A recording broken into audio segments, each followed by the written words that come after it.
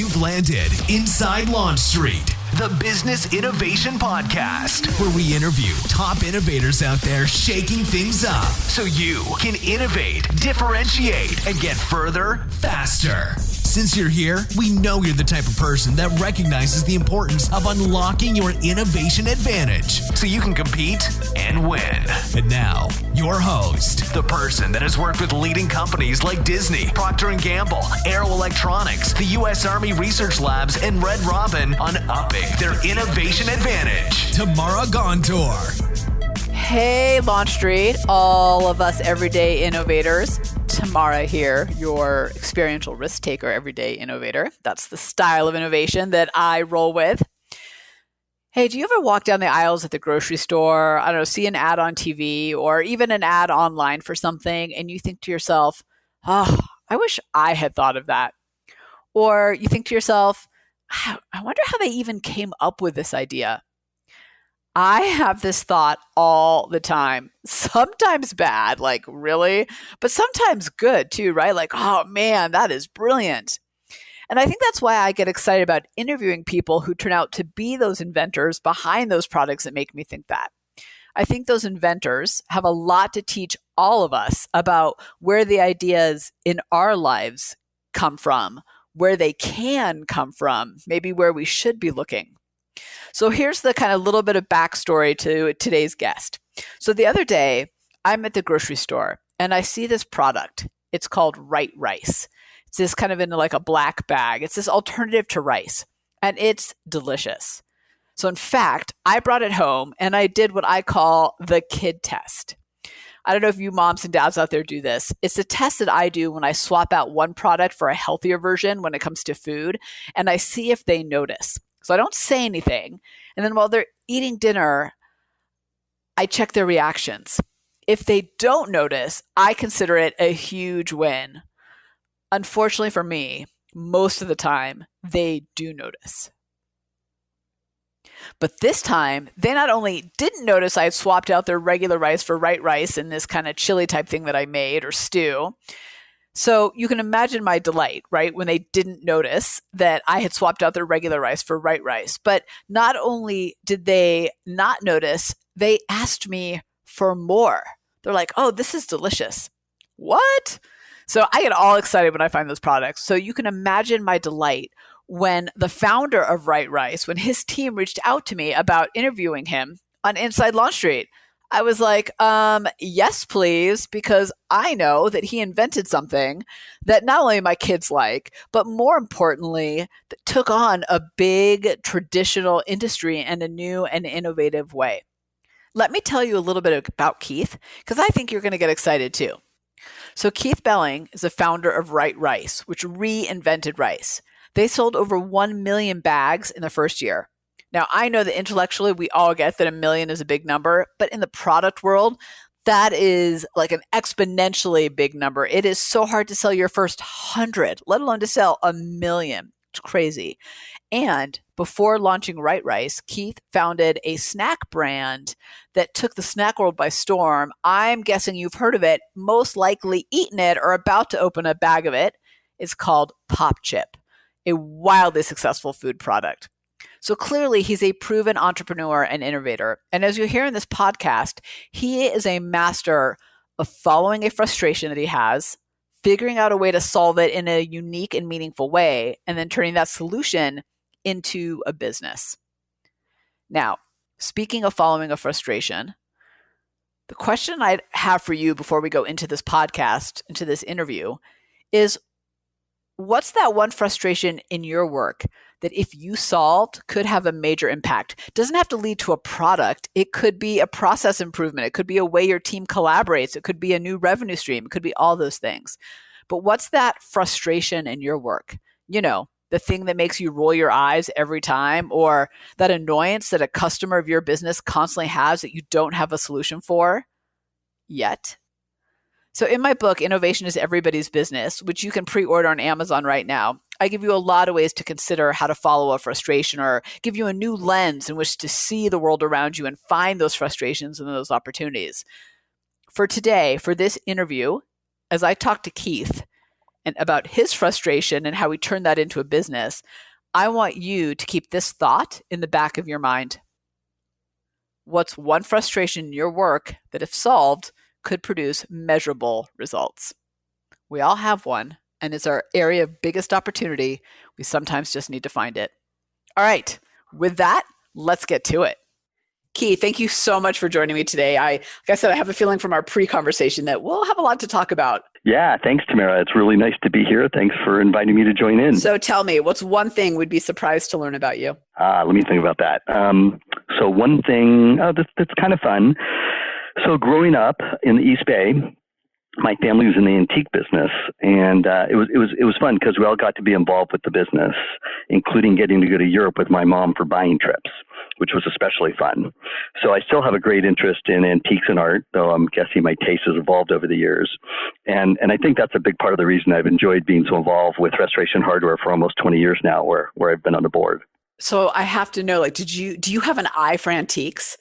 Are you able to look at something and be like, that's worth something or that's not? Or did you get that skill? So probably a little bit of that skill, but it was really more about taste and what I like, and a point of view about, sort of furniture or furnishings that I like. So it wasn't so much value driven. It's just really a taste level as to, kind of what I liked, which of course was shaped by, the shop and kind of our adventures traveling around buying antiques. My gosh, I love it. That's not something you hear every day. So thank you for sharing that. And as I think I mentioned to you, I think I've actually been to that antique shop because I grew up in the same area that you did in the East Bay. So I'm going to have to go dig through my photos and see if I have any from Grand Avenue. So I want to actually start with kind of a personal question about just how you figure out opportunities in the marketplace. Because, as I said in my intro, you launched Popchip, which was wildly successful, and now have moved on to RightRice, which is also gaining incredible traction. But I'm sure you not only see, but also have a plethora of ideas or opportunities come your way. How do you identify opportunities that are worth pursuing, like Popchip at RightRice? Yeah, look, that's a great question, and it's always fun to talk to different entrepreneurs who have a different path and different process. For me, most of the ideas I've pursued have really come from solving a very personal problem. So in the case of Popchips and RightRice, they both came from what I love to eat. Just as with Popchips, which I started because I was looking for a healthier snack. I was eating way too many Doritos. I started RightRice because I found myself cutting back on rice because of all the empty calories and the carbs. Yeah. And I heard from lots of other folks they were doing the same. And so in both cases, that personal need inspired me to think pretty deeply about what was missing in the market and the opportunity to create something to fill that void. I want to dig a little bit into RightRice for a second, because you just, kind of your sharing of, I didn't want to eat all these empty calories, but you still want to be full, right? How did you then take that question and that need that you had and start transforming that into an innovation, into an actual product? When you think back to those original steps. Sure. So again, it starts with, I love rice, but not the empty calories and the carbs. And the rice alternatives that were on the market, like cauliflower rice, at least for me, don't really have the taste or texture of rice, didn't really do it for me. So I really saw that void in the market. So the first thing was about having some really clear objectives. And in this case, I wanted to come up with a product that hit on, kind of three key goals. It had to have the taste and texture of rice, which I say is sort of the table stakes, because if it doesn't taste good, no one's going to eat it. It had to have, I wanted some really clear nutritional goals. And in this case, I wanted to have at least 10 grams of protein and 5 grams of fiber and at least 25% fewer net carbs. So those sort of the nutritional goals. And I wanted it to be really quick and easy to cook. So, mindful of that, and when I took a look at the category and the opportunity, what I found was a way to pack, really nutritious vegetables into a grain of rice. And after a lot of testing and eating, we found the right blend of, lentils and chickpeas and green peas and a little less than 10% rice that really managed to deliver on taste, texture, and nutrition. So an end product that has, more than double the protein of regular rice, 5 times the fiber, and as it turned out, almost 40% fewer net carbs than white rice. And the great thing is it cooked up super easy in about 10 minutes. Well, it's interesting that the 3 goals you were saying, I feel like oftentimes with alternative products, when you're kind of the newer kid on the block trying to give an alternative to what's out there, regardless if that's food or a different category, I think the mistake we have to make is we say, well, as long as I have 2 out of the 3, right? Or as long as like, okay, maybe not taste, but oh my God, it's going to be so much healthier, so people will compensate. But there is a level of, I've got to deliver what's already out there, right? Yeah, I mean, look, I mean, but that's sort of the table stakes, right? You've got to get to a certain level to get people's interest and attention. And just as you said, I mean, and this is what got me particularly excited about RightRice was, usually you have to choose, when you have sort of taste and nutrition and cooking and convenience, you have to pick 2 of 3. You don't usually get both. And when we finished developing the product and found this, blend of, the veggies, as we like to say, it's, packed with over 90% vegetables. When we found the ability to do that and how it came together, you didn't have to make that choice and didn't have to make that sacrifice, which is, I think, what's made it especially appealing as a product at this early stage. So I love talking to people like you who are successful, particularly in the food business, because I think the grocery store is like a microcosm of life. Like it's super competitive. There's limited space and time. There's a million options for everything. I mean, the cereal aisle is actually my favorite to pick on because I don't know if you've ever gone down the cereal aisle, but it's like 100 different options of what feel like the same thing. Like, how am I supposed to pick and choose, right? There's just so much noise in this category. But I feel like the grocery store overall is like that, like it's all the things we deal with in any business in terms of kind of competition and noise and options and new products constantly coming in and limited shelf space. So I'm curious, when you think about bringing these alternate products and, things like RightRice to the market, how do you think about approaching this kind of legacy style industry that's still got all of that other kind of conventional products and systems in place? So for me, the first thing, it's all about offering a truly differentiated product. So I'm, if you look at my background and the things I've done, I there's some entrepreneurs who flick a switch and do something new, and I always marvel at how quickly they can, come up with the next big idea. For me, it's, there's, it's obviously very few and much more selective, and that's really because it starts, as I said, about sort of a personal need, something where I have a passion for, but also about a really differentiated product. The rice aisle has seen really little to no innovation in decades, other than things like cauliflower rice and some of the ready-to-eat microwave rice dishes, which really don't fill the demand for compelling innovation.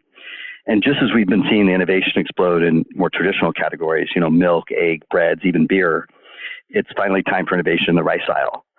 So going back to this comment that you made about, having to make choices and sacrifice something, we really hit on all 3. We hit on, taste, nutrition, double the protein, 5 times the fiber, and almost 40% less net carbs. And then it cooks in 10 minutes. So that's sort of one, the product. And I think that's the single most important thing. And then the other thing, when you think about the grocery store, and I love the way you talked about it. To me, I have so much fun going to the grocery store and looking at that microcosm of life. I can spend hours there. Exactly. But packaging is really the next critical thing to me. It's sort of, your product and your branding. And when I did Popchips, I interviewed 25 design firms kind of all around the country and even over in Europe before picking a terrific firm called Turner Duckworth. And, loved working with them. They did an incredible job, and it really helped us kind of build the brand. And when it came to RightRice, I, took a look again at sort of some of the firms that were out there. And in this case, I hired a firm called IDEO, a really amazing design firm I'd worked with on a few smaller projects that had a really focused food and beverage group based here in San Francisco. And just like the product, we wanted to come out with something that was really differentiated and striking. And, from my point of view, something that's really simple and clear in terms of its messaging and design. As one of my friends like to say, radical simplicity. It's really easy to create a package with lots of messaging. The bigger challenge is how do you simplify it and provide really focused, limited messaging to try and have that impact on the shelf.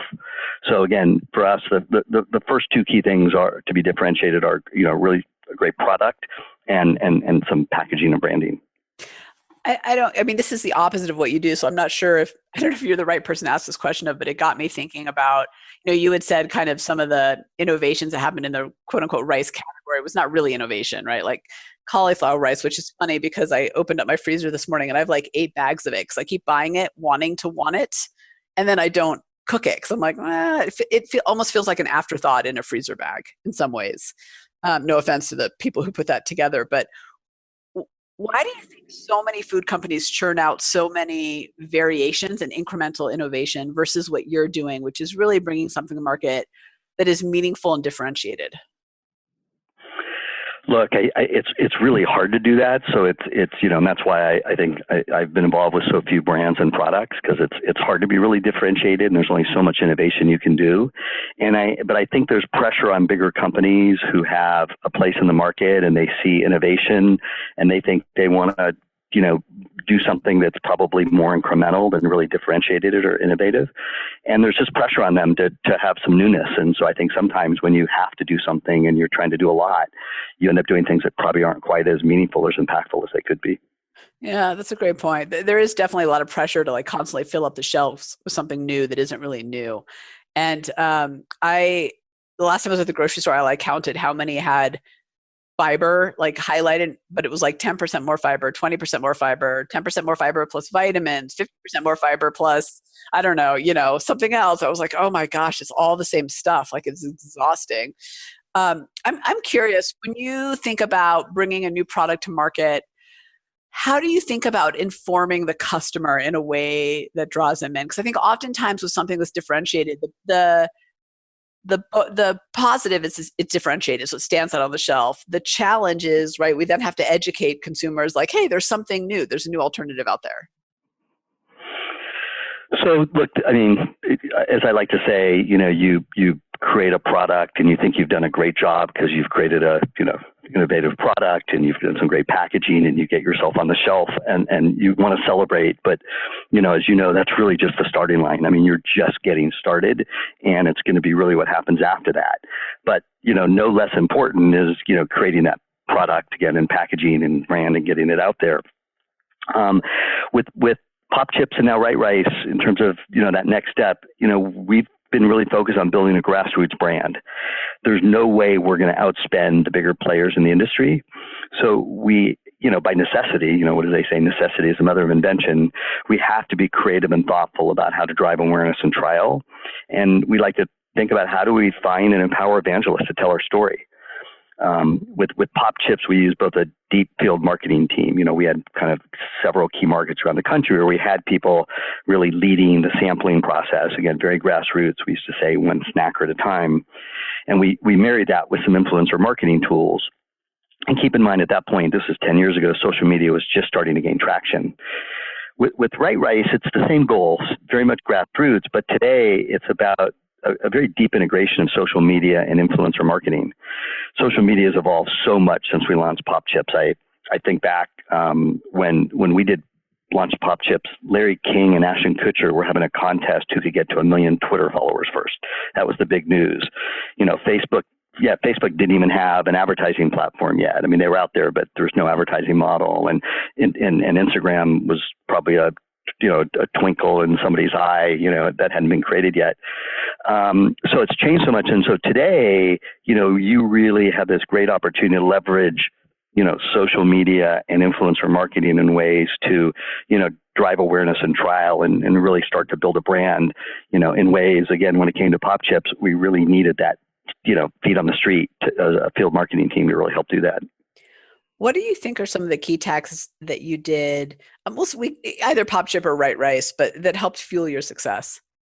Gosh. Well, first of all, again, I'm always going to come back to it. It has to be a compelling, differentiated product that people get passionate about. And I think that's, really kind of at the top of the list is,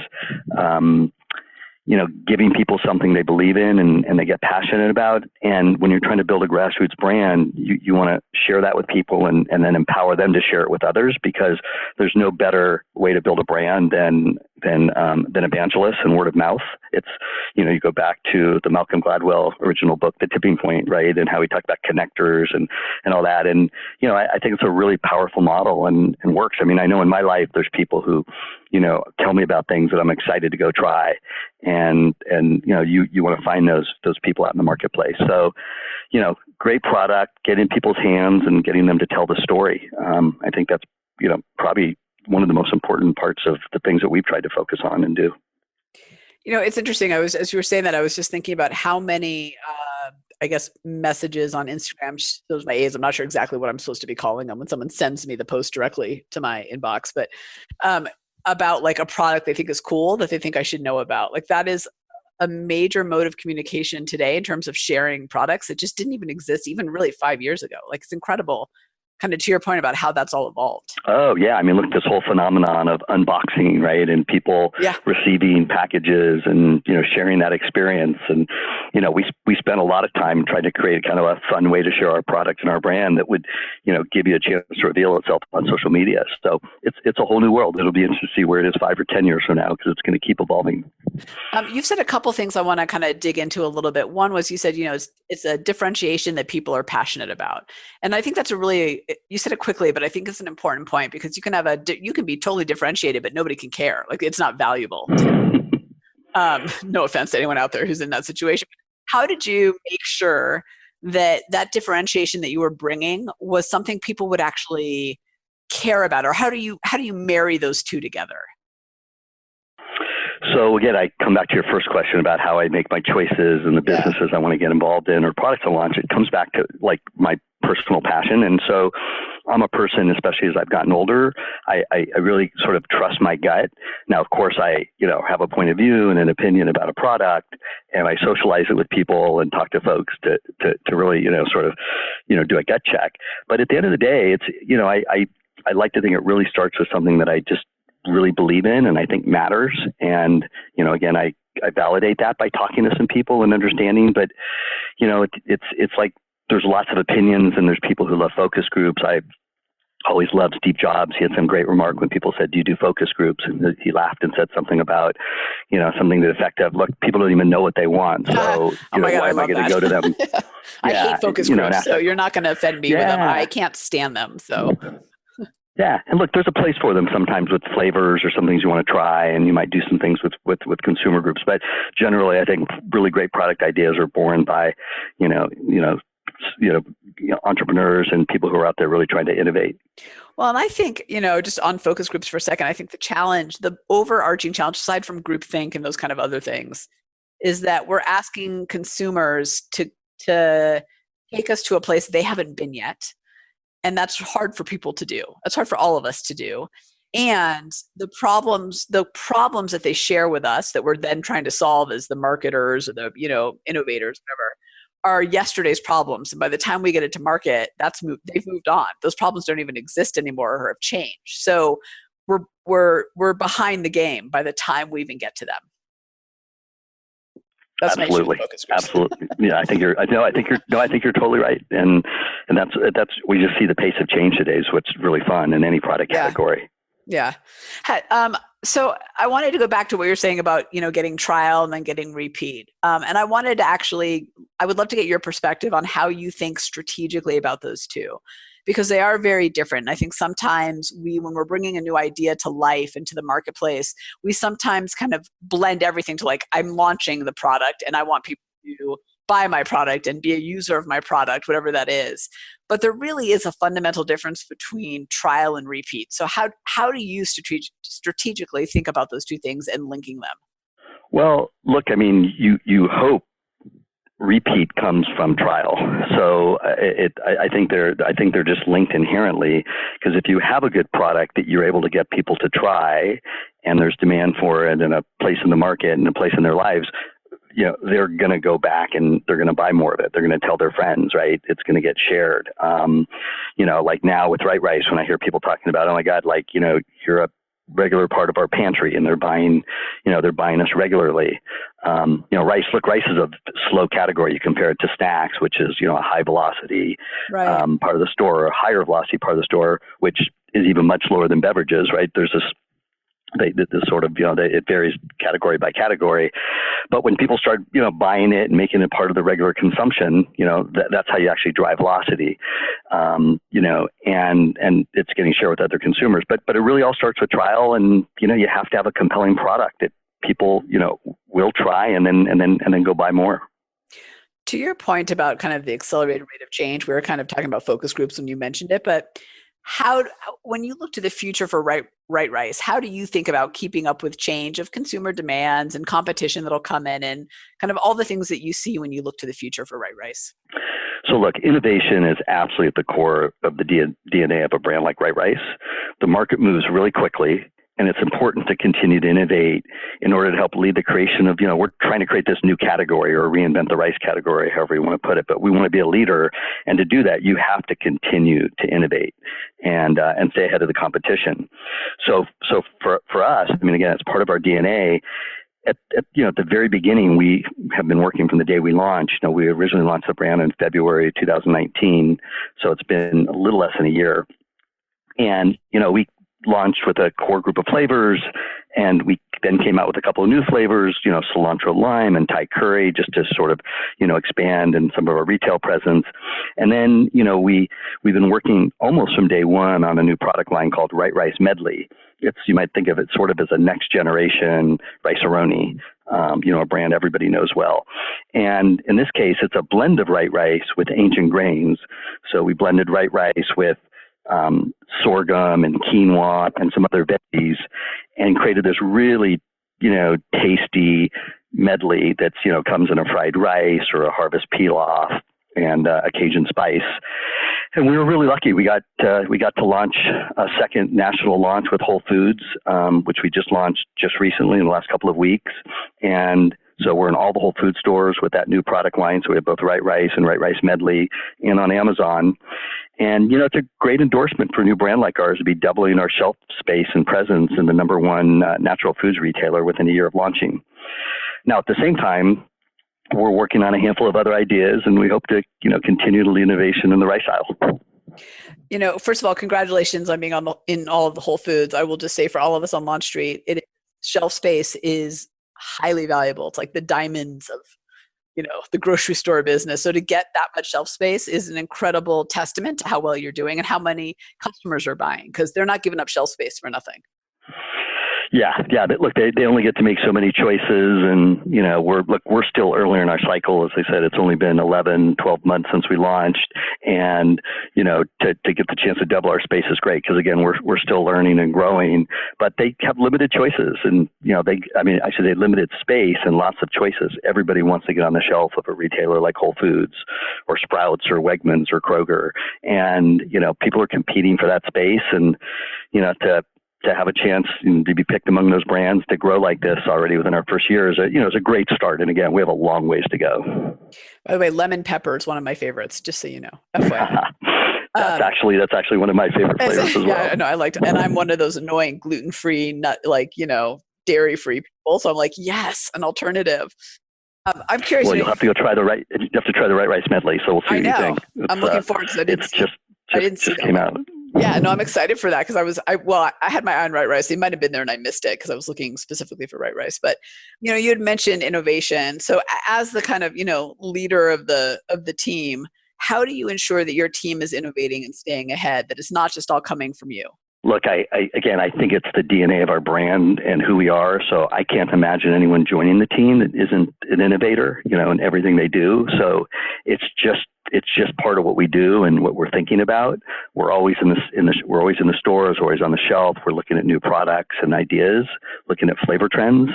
So it's just part of what we're doing, and it's I can almost not imagine not being focused on innovation. I think the cool thing about the food industry overall is you really, more so than a lot of other categories, have to really have your eye on customer behaviors and expectations and flavors and new innovations. I mean, it really does. While the rice aisle in itself hadn't seen innovation, wouldn't you say that food overall moves quickly? I think the pace of change and innovation in food in general has just been incredible. And, especially you look at the trends of what's going on with plant-based foods and in the meatless category and non-dairy. I think, somebody sent me something, every big commodity category has seen a segment of its market taken by these, new premium price alternatives or innovative, healthier alternatives. Almond milk and milk, artisanal granola and, what you want to talk about the cereal category, craft beers and big beer. It's category by category, and it's incredible to see the pace of change and, how quickly, you see additional brands. Look at categories like kombucha, right? There's, I can't remember how many years ago you never even had heard of it. And now, it's fills the beverage racks at lots of the grocery stores like Whole Foods. Well, that's the part that amazes me. Just kombucha is a great example of it wasn't even an alternative on the shelves 5-10 years ago. And now it's gotten an entire section all to itself. Like, it's incredible to me that it went from, nothing to just a part of the common food choices that everybody knows about. Exactly. And there's some great, there's some great products like Health Aid kombuchas I'm a fan of. I mean, you see some of these and they're just so good, and we keep them stocked in our refrigerator. What do you think is if you looked across all those examples you just gave, they're really so brilliant when you think about it. What do you think is the common theme, or kind of the I don't want to say keys to success, because that makes it sound like here are the top 3, but the things that kind of really drove the success of those disruptors in those categories, and for you too, for RightRice and Popchip? Again, I'm gonna go back to meaningful innovation and really differentiated products that really fill a need. So, look, you can't just create a great product. It has to be something people want and demand. Now, they might not know it yet until they try it, or as the category starts to grow. I mean, what we're seeing in the rice category, is, like in places like Whole Foods, there's, people are getting it and really understanding what we're doing, but there's a much broader audience that we want to, start to educate about, this sort of veggie rice that really tastes like rice. Like, our big challenge in some cases is people are, like your comment about cauliflower rice. So many people think of veggie rice as cauliflower rice and have dismissed it because it just doesn't taste like rice. And so as a result, that's a lot of people's association. So now we need to educate people that there's a veggie rice that really does taste like rice and, performs like rice, tastes like rice, and it gives you this extra nutrition. So in all these categories we talked about, like, I think the key to success is a product that provides something really compelling that consumers want and need. And, they're growing. I mean, they're growing because of that demand. They're being pulled by consumers, and, even the grocery stores feel that need and the demand. You'll see grocery stores now with plant-based food sections and the like. So it's just a trend that isn't going to change. And again, all driven by, strong consumer demand. It's fascinating, the whole kind of plant-based that you mentioned. Was it a Burger King now has the meatless burger? I think a couple of them do now. Like, it is amazing to see how that has taken off in the last year for something that felt so niche for so long, and then just hit it. Oh, yeah. Who would have ever thought you're going to see now, Denny's and right. Dunkin' Donuts, and of course Burger King, with meatless options. And, we have a lot of local spots here in San Francisco that now have the Impossible Burger on their menu, or the Beyond. But, it's incredible to see how it's accelerating and how wide the acceptance is becoming. You had mentioned just a second ago about kind of the baggage surrounding cauliflower rice. How do you, and maybe it's just inherent in kind of the packaging and the product, to your point about differentiation, but you do have to overcome that baggage, right? That's been created by the alternatives that didn't quite cut it. How do you manage that when okay, people are going to be hesitant because they think it's going to be like cauliflower rice, and people don't like that generally. Yeah, look, I mean, when I did my first set of demos at Whole Foods, myself, people would walk by and I say, "You want to try some veggie rice?" And a lot of people would just look at me, smile, and keep walking. And kind of early on that first day I did demos, I said to some people, "It's not cauliflower rice." And it amazed me. I'd say 60 or 70% of the people stopped immediately, turned, and either came back and bought, tried the product and bought it, or at least had a conversation like, "Oh, it's not cauliflower rice. What is it?" Like, there was such a strong association. So that's really what made me realize how, sort of the impact cauliflower rice and the need to differentiate from it. And in our case, look, first of all, it's about getting people to try it. You try the product. It has a really nice taste and consistency. And, a lot of people think it's just like rice. I think it's really close. And again, I love rice. It takes on flavors and sauces like rice does, which cauliflower rice doesn't as well. So, getting people to try it is, the top of the list. But beyond that, it's, I think, again, going back to kind of the influencer marketing and having people sharing it and people talking about it and being part of the conversation. And then, look, we're doing a little bit of paid, sort of stuff on social media and whatnot. And in some of those cases, you'll see us playing with things around cauliflower rice. Like, we'll say things like RightRice cooks faster than cauliflower rice thaws. We've got some fun lines. Or, I think we like to say, RightRice is the veggie rice cauliflower wishes it were. So this notion of veggie rice is really powerful because, again, plant-based, protein-rich foods is what a lot of people are looking for. And so what we need to do is get that in front of people and say that there's really a new kind of veggie rice that will deliver on what you're looking for in terms of the experience. I do think, though, that kind of your comment about, I said it's not cauliflower and they turned around. I think it's those little moments in the marketplace that can change the trajectory of the business. When you realize, those are the moments where I think you realize those insights are like, oh, this matters, right? Like if I say this, I can actually get people to try it versus this, which just people keep walking. And I just think that's fascinating. And I think all too often we don't spend enough time in the field just talking to people and then kind of logging in our mind, or more formally, the things that we say that resonate or don't, because sometimes it's accidental and off the cuff, but it actually impacts the brand and the business. Look, I like to say we learn every day. And my favorite thing about the businesses I've done over the years is just the learning experience. I mean, we learn so much all the time. And I think that, the people I know I like to have on our team and how I like to think about myself, it's just that natural sort of curiosity, right? Like I can tell you're that way. Like you just ask questions and you're thinking about it, you're challenging thinking, and there's no right or wrong answer. As one of my favorite entrepreneurs says, it's not who's right, it's what's right. And I think there's so much great thinking out there, and learning is what it's all about. So every day, so that insight I got in the Whole Food store has really helped shape some of the way we're thinking about it, just as you described. So before we kind of close out, I have to just tell you a very quick story now that I can admit it, that now that we're connecting and having this interview. So I bought RightRice and I have cauliflower rice, and my kids are well aware that I tend to swap out stuff for the healthier version, but they often call me on it. They're like, "Oh, are these the gluten-free pancakes, Mom?" Like they know, right? So one week I was like, I'm going to do regular rice for them one day. And then the next day I did the cauliflower rice. And sure enough, they were like, oh, this is horrible. And I happen to kind of like cauliflower rice. I don't mean to pick on it, but it's a great example of just not quite cutting it in a lot of ways. But they like totally rebelled against the dinner. They're like, oh, is this that cauliflower stuff? Like, and I didn't say anything. I just said it's stir fry. And then the next night I used the RightRice and they ate it up without saying anything. And I was like, aha. Because that to me was like the best test of, does it really live up to everything it says it's going to be? Is, can I put it in there and nobody notices I swapped it out?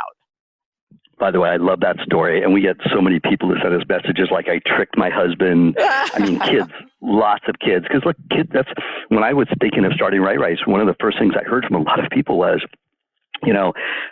it's one of the only foods my kids eat. I give it to them because it's so easy to feed them. I just wish it were more nutritious. So moms have loved that there's a more nutritious rice to give them that the kids like, and whether it's the flavor, or original, you can season it however you like.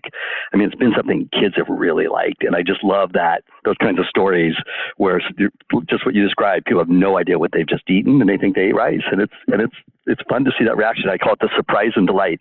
Yeah, no, I love it, and we have this thing in my house where when I do a meal, I take no offense, but it's a thumbs up or a thumbs down. Do we want this again or not? Like, you got to eat what I cooked. I'm not cooking twice, but.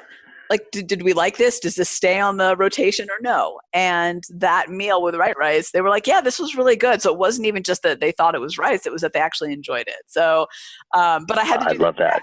Once we scheduled you, I wanted to do the test because like, well, I don't want to have them on if it doesn't really live up to it. Let me go test. And then that week, it was just hysterical. So anyway, so before we close out, where can people go? You said in a minute with Whole Foods, but where else can they go to get RightRice, or if they want to learn more? Sure. So, look, you can find RightRice in all the Whole Foods stores, all the Kroger stores and banners like King Super and Fred Meyer and QFC and Ralph's. kind of around the country. Sprouts, Wegmans, we're obviously on Amazon, which is great. And then some of the sites like Good Eggs and Fresh Direct and Thrive Market. So we've got a kind of pretty broad presence. And look, you just go to, RightRice.com and learn a lot about the brand and our new product line, the Medley line, see where you can find it near you. Or you can just go on Instagram, just at RightRice and, follow us there. I want to switch up the last question, and I want to ask you instead of kind of your final piece of advice, because I feel like you really were clear about that around be different, right? Be differentiated and something people care about.